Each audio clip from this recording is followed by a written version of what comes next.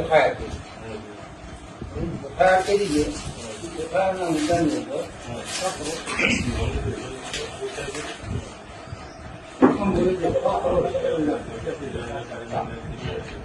આ રકમનો પ્રકાર આવી નિયમ અનુસાર મળવા કરતો ધિરાણ અને મળેલ ધિરાણ છે 1 કરોડ છે.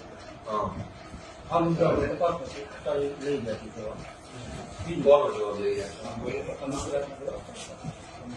તમારી આદિવાસી છે મારે જાણવું પડે કે તમે દ્વારા તમે જાણો છો નથી જાણકારી મળતી તમારે અમને પૂછવાનું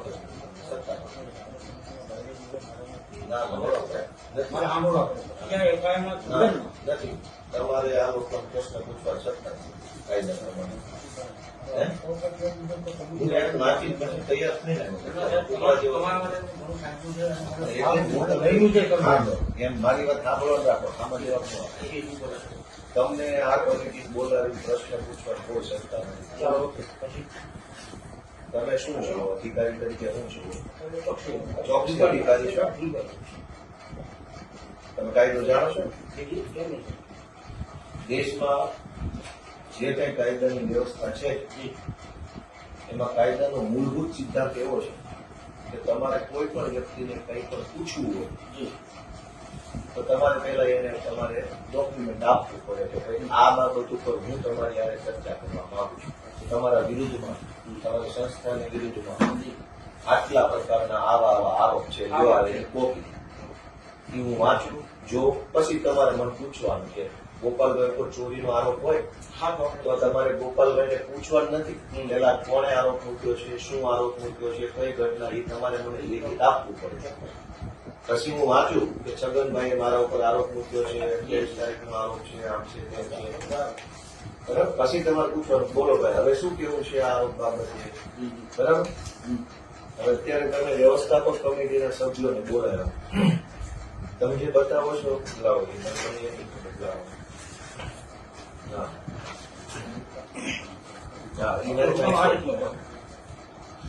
કઈ વાંધો નહીં. હવે આ તમે જે આપ્યું ને આ તમારી ચોકસી તરીકેની એપોઇન્ટમેન્ટ બરાબર છે.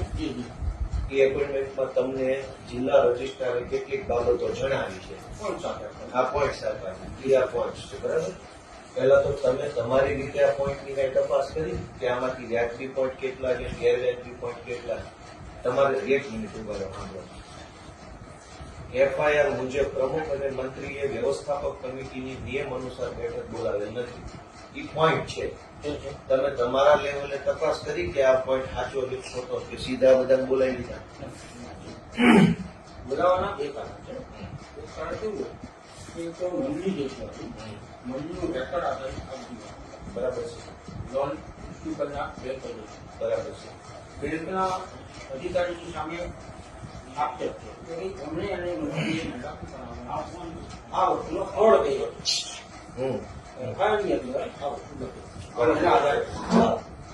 એના આધારે ગઈકાલે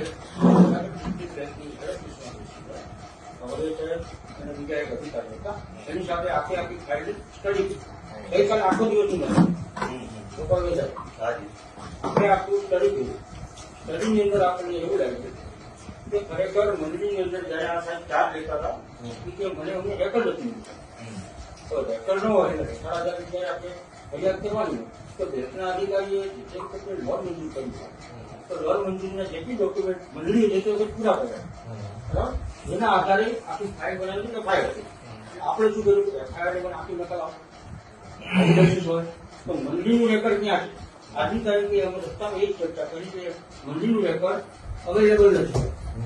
તો નથી અવેલેબલ તમે વિગત આપો કે કેમ નથી અવેલેબલ? ક્યારે નહીં? મંડળીમાં નથી રેકર્ડ સાહેબ. કાંઈ વાંધો નહીં, ભલે ન હોય. તમે પ્રમુખ છો?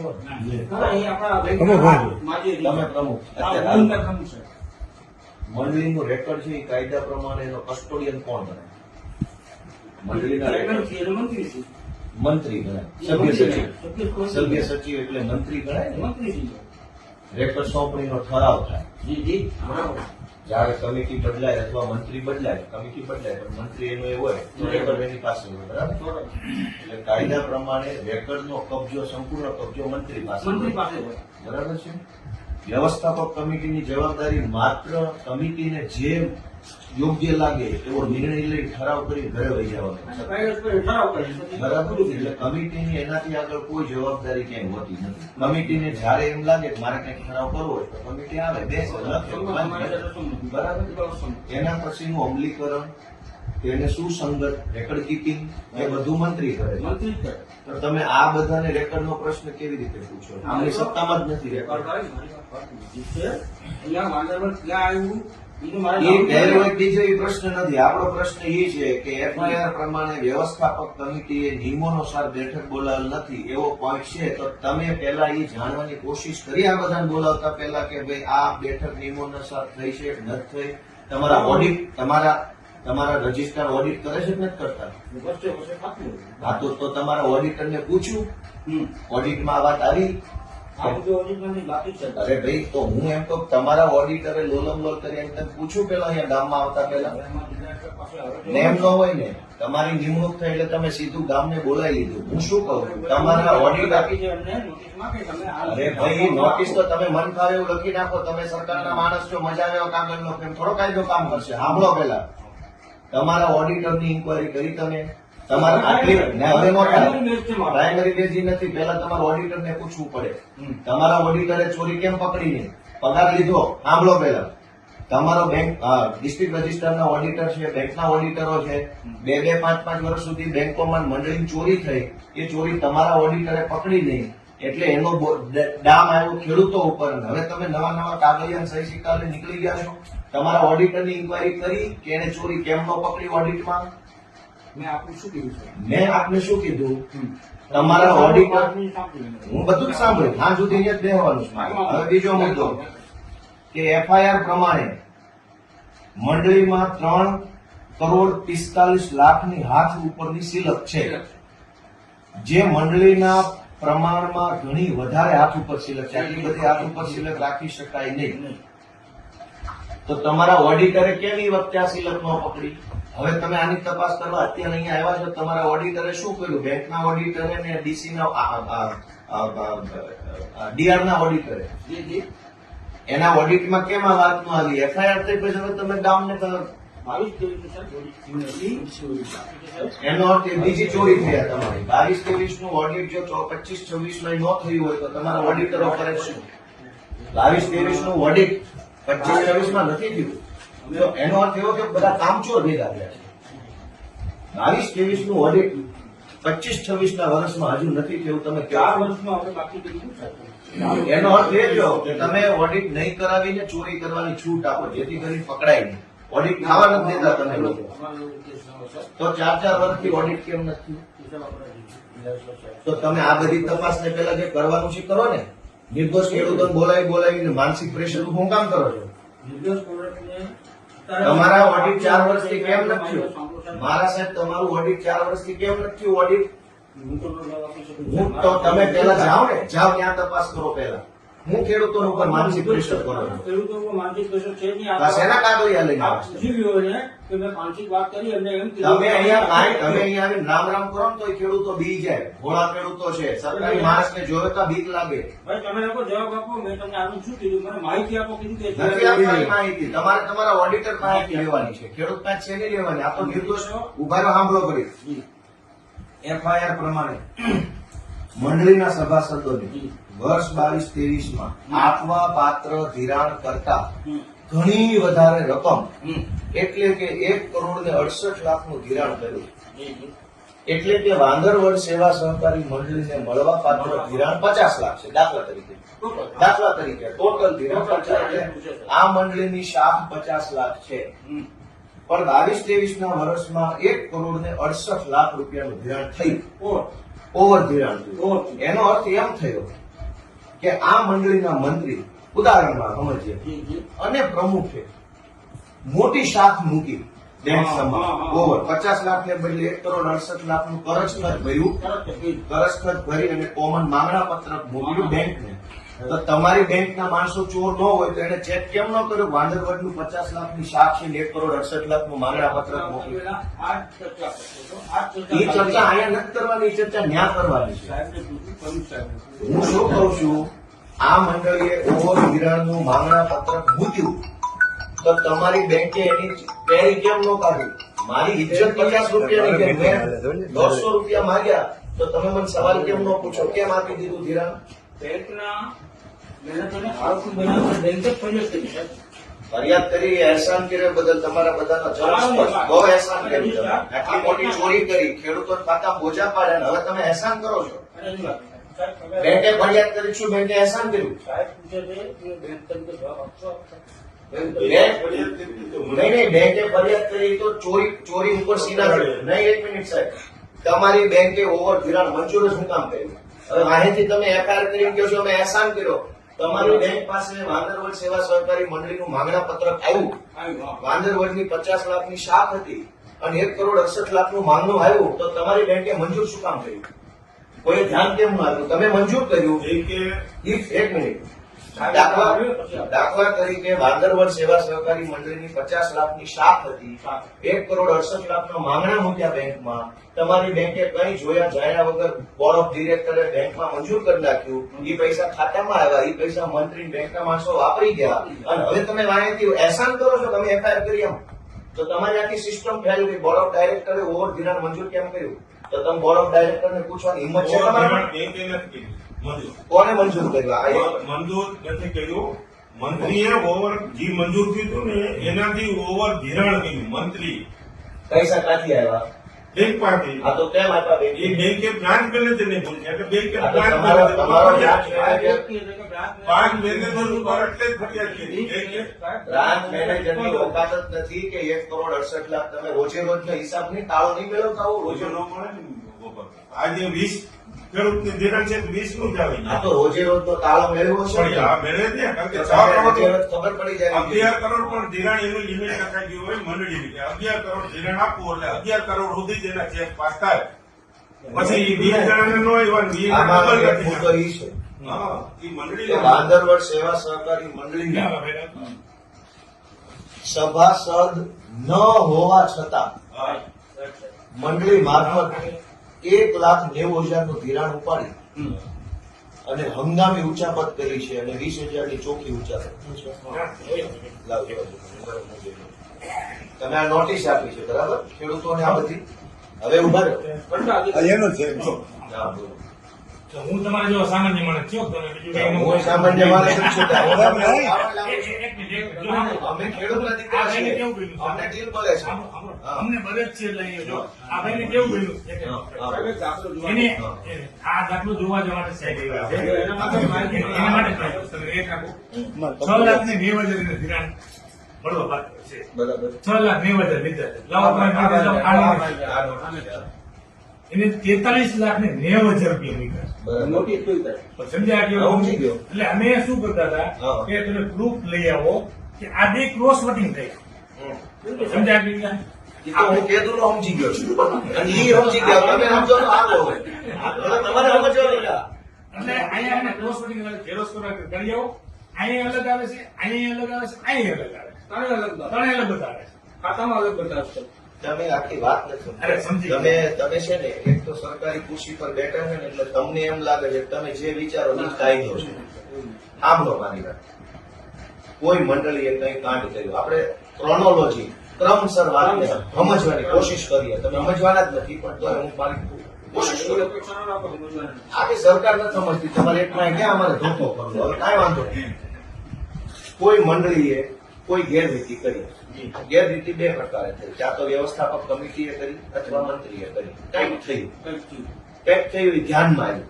ઓકે. ધ્યાનમાં આવ્યું એટલે જિલ્લા રજિસ્ટ્રારે ખર્ચામાં લઈ જવાનો નિર્ણય કર્યો કે ભાઈ હવે આને ખર્ચામાં લઈ જાય. હુકમ થયો. મંડળી ખર્ચામાં ગઈ. ખર્ચામાં ગઈ એટલે વહીવટદાર આવી ગઈ. એટલે મંડળીનું બધું જ રેકર્ડ વહીવટદારના કંટ્રોલમાં આવી ગયું ભરાય કંટ્રોલ. કાયદા પ્રમાણે. હવે ખર્ચા અધિકારી શું કરશે? બધું જોશે, ચેક કરશે કે ભાઈ જે પ્રશ્ન ઉપસ્થિત થયો છે એમાં સાચું હું ખોટું હું. રેકર્ડ આધારિત વસ્તુની ધ્યાન રાખશે અને મંડળીનું વહીવટ સંભાળશે. સંભાળ. ખર્ચા અધિકારીએ ખર્ચાનો નિર્ણય કર્યા નહીં એ પહેલા ચોકસીની નિમણૂક થઈ કે હવે ચોકસી તપાસ કરશે. રજૂઆત આવી હતી. બરાબર. હા, કાંઈ વાંધો નહીં, ભલે કરી, પણ ખર્ચા અધિકારીએ શું નિકાલ કર્યો મંડળીના ખર્ચાનો? લેણું કેટલું છે, દેણું કેટલું છે, ખેડૂતોને કેટલા દેવા? ખર્ચા અધિકારીનો કોઈ નિર્ણય આટલા વર્ષો ક્યાંય આવ્યો નથી કોઈ મંડળીનો. બરાબર, તો ખર્ચા અધિકારી તમે નિમો હું કામ કે મંડળીનો ગેરવહીવટ થયો હતો એટલે તાત્કાલિક બોડી દૂર કરી દીધી, સરકાર હસ્તક લઈ સરકાર હસ્તક લીધી, લઈ એને કહેવાય ખર્ચો. તો ખર્ચા અધિકારીએ આટલા વર્ષોમાં શું કામ કર્યું એનો તમારી પાસે કોઈ પ્રગતિ અહેવાલ નથી. સાચું કેટલું, ખોટું કેટલું, ઓડિટ કેટલું, બિન ઓડિટ કેટલું, આ ખર્ચા અધિકારીએ કશું જ જોયું જાણ્યું નથી, તમને કાંઈ ખબર જ નથી, લોલમ લોલ છે. બરાબર, હવે એ બધું ખર્ચા અધિકારી વાળું 2-3 વર્ષ નાટક તમાશો હાલ્યો ત્યાં તમે ચોકસી અધિકારી થઈને આવ્યા. હવે હાલો, હવે ચોકસી ખાશે, કાંઈ વાંધો નહીં, હવે ચોકસી અહીં આવ્યા છે. ચોકસી આવીને શું કરવાનું હતું? સૌથી પહેલા તમારે રેકર્ડ ગોતવાનું છે, અને આ લોકોની કસ્ટડી નથી. લીગલ કાયદા પ્રમાણે બોર્ડ ઓફ ડાયરેક્ટર્સની કસ્ટડીમાં એટલે કે વ્યવસ્થાપક કમિટી પાસે રેકર્ડ હોતું નથી. કાયદો મંત્રી સભ્ય સચિવ પાસે રેકર્ડ મેન્ટેન હોય છે. આજની કમિટી પાસે જો રેકર્ડ નથી તો તમારે સૌથી પહેલા એ તપાસ કરવી પડે કે છેલ્લે રેકર્ડ સોંપણીનો ઠરાવ કઈ સાલમાં થયો હતો અને રેકર્ડ સોંપણી કોને થઈ હતી અને એ પછી નવી રેકર્ડ સોંપણી થઈ છે કે નથી થઈ. એ કાંઈ તપાસ કર્યા વગર તમે મન ફાવે એવા મુદ્દા પર ઘડીક આની નોટિસ જોવો છો, ઘડીક એફઆઈઆર જોવો છો, ઘડીક લાઇટ બિલ જોવો છો, તમને ખબર જ નથી હું જોવા આવ્યા છે અહીંયા 50 પ્રકારના કાગળિયા ડાયરી. તમારે સૌથી પહેલા એ જોવાનું છે કે આ મુદ્દો તમારે જોવાનો છે, વ્યવસ્થાપક કમિટીએ નિયમ અનુસાર બેઠક બોલાવે છે કે નહીં. હવે ઈ ક્યારે નક્કી થાય? રેકર્ડ આધાર.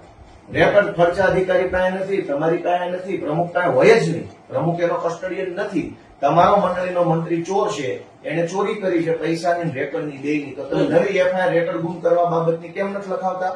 એ રિપોર્ટ કરવાની વાત છે. આ તો સૌથી પહેલો રિપોર્ટ આ કરો કે મંડળીના મંત્રીએ રેકર્ડ ગુમ કરી દીધું છે અને મંડળીના મંત્રી ઉપર સરકારી રેકર્ડ ગુમ કરવાની નવી એફઆઈઆર લખાવો. આ પહેલો મુદ્દો, હું તમને શીખવાડું કાયદો.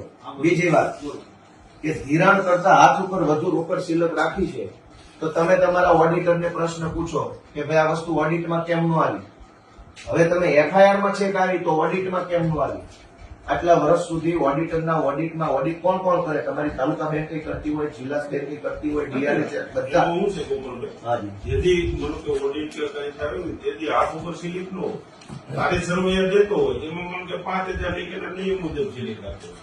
આ સિલિપ એને ધિરાણ ને વસૂલાત બે ભરવાટાણે એટલે એને ખેડૂતના ટૂંકમાં વસૂલાત આવી ગઈ, માં જમા કર્યા અહીં ચોપડે જમા લીધા છે એટલે હાથ ઉપર સિલિપ બતાવી હું દીધી. સમજી ગયો સાહેબ, એ તો સાહેબ સાચી વાત છે, પણ તો તમે, હું એમ કહું છું કે તો તમે આને હાથ ઉપર સિલક રાખી, તમે એમ કહો છો ચોપડે 5000 હાથ ઉપર હતી, વાસ્તવમાં ખાનામાં 3 કરોડ કર્યા, તમે એમ કહેવા માંગો છો? નહીં, એમ નથી કહેવા માંગતો.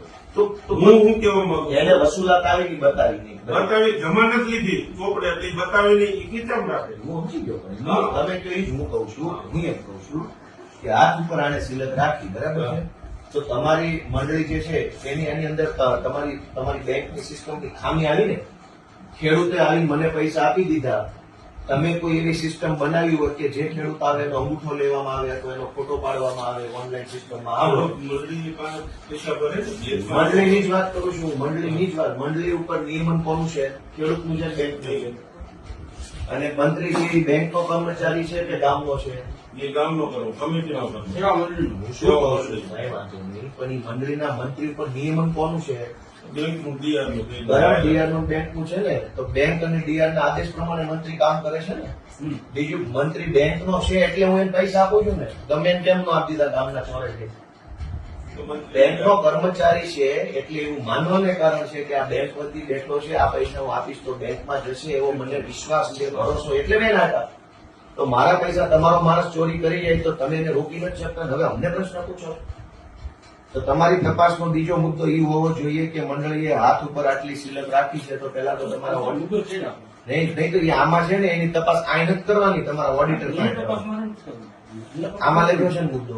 હું મુદ્દો એ કહું અલગ તપાસ છે. કારણ કે મંત્રીજી અહીંયા આગળ થાય ચાલુ નથી. આજ બોલાવ્યો છે. મંત્રીશ્રી તો હવે કેમ હાજર થાય? એના પર મંત્રીશ્રી તો ચોરશ્રી છે, હા, એ તો લફંગાશ્રી છે, હરામખોરશ્રી છે. કેવી રીતે હાજર થાય તમે મંત્રી શ્રી એટલે શું ચોર સુધી જઈ નિયમ મુજબ પોશાક મારીને બોલાવો તો ખરા ગામમાં. તો તમારા કેવા આવશે ભાઈ સાહેબ બાપા આવો ને પ્લીઝ પ્લીઝ પ્લીઝ તો કેવી રીતે આવશે એના પર એક્શન લેવાનો તબક્કો આવે. આટલા વર્ષ સુધી હું પાકવા નાખ્યો તબક્કો આટલા વર્ષ સુધી તમે મંત્રી મંડળ ન બોલાવો પછી સાહેબ અમારી કોશિશ છે એમાં થાય. હવે સાહેબ મને ક્યાં પ્રોસેસ શીખવાડો છો તમે મારા બાપાની ઉંમરના મારા મને શરમ આવે ક્યાં આટલો મને ન બધું છેતરો તમે છેતરવાની વાત નથી. તમારી આખી બેંક તમારા બધા ભેગા મળીને અમારા ખેડૂતોનું લોહી ચૂસી ગયા છો અને હજુ તમે કાયદા શીખવાડો છો પંચાયત અધિકારી સાહેબ આવે છે. ખર્ચા અધિકારી છે શું તપાસ કરી તમે કેટલા વર્ષ ચાલી તમારી તપાસ અમારી એક અમને જે રેકોર્ડ આવ્યું ત્યારથી અમે બધું ઈ તપાસ કરી અને કાયદેસર ખેડૂતના ખાતે અમારે તો મંડળીનું રેકોર્ડ જે હોય હા. ઈ બેંકમાંથી કાઢ્યું એની પાસે મંડળી પાસે કોઈ જાતનું રેકોર્ડ મળેલ જ નહીં. તો તમે એફઆઈઆર કેમ ન લખાવી મંડળીના મંત્રી રેકર્ડ બુક હવે એટલે કેટલા વર્ષે અરે એક દિવસ કેવું છે સાહેબ? અરે ખર્ચા અધિકારી 1.5 વર્ષથી છે એની સાહેબ, એની વાત. અમારે રેકોર્ડ આવ્યું 6 મહિના ત્યાં રેકોર્ડ નથી આવ્યું 6 મહિના એક વર્ષથી ત્યાં અમે બેંકમાંથી બધી માહિતી આપી. માનનીય ખર્ચા અધિકારી સાહેબ તમને આ મંડળીનું રેકર્ડ નથી મળ્યું નથી. તો તમે એફઆઈઆર કેમ ન કરાવી મંડળીના મંડળી એક વખત તો થઈ ગઈ કે એ તો ચોરીની થઈ છે રેકર્ડ બુક કરવાની ક્યાં રેકોર્ડ પૈસા ચોરી કરેલો હોય ને ઈ ફરાર હતો ભાઈ. ફરાર પોલીસ ફરાર થઈ ગઈ હતી પોલીસને તો પોલીસને FIR આપી દીધું કે રેકોર્ડ નથી ને પોલીસ ખાતામાં અમે કોર્ટમાં માંગ્યું રેકોર્ડ. કોર્ટમાં ક્યાંથી આવ્યું રેકર્ડ રેકોર્ડ માંગ્યું છે કોર્ટમાં થોડું માંગવાનું છે એ તો અહીંયા પડ્યું હોય કોર્ટને શું લેવા દેવાનું કોર્ટ લેપટોપ એનું છે ને લેપટોપમાં રાખતો લેપટોપ અહીંયા પીએ જપ્ત કર્યું. એ જ વાત આપણે આવે. તો એનું રેકોર્ડ બધું લેપટોપ તમને મંડળીના મંત્રીએ ખર્ચા અધિકારીને રેકર્ડ નથી આપ્યું એની તમે એફઆઈઆર નથી કાઢી કરાવી નાખી. તો શું કામ એટલી બધી મહેરબાની ચોર ઉપર મહેરબાની કેમ છે? કારણ કે રેકોર્ડ તો આપણને ઈ એમ કે મારું રેકોર્ડ મારું કે હાજર થયો ને કે મંડળીમાં પડ્યું હું નથી લઈ ગયો. આ મંડળીમાં અમે તપાસ કર્યો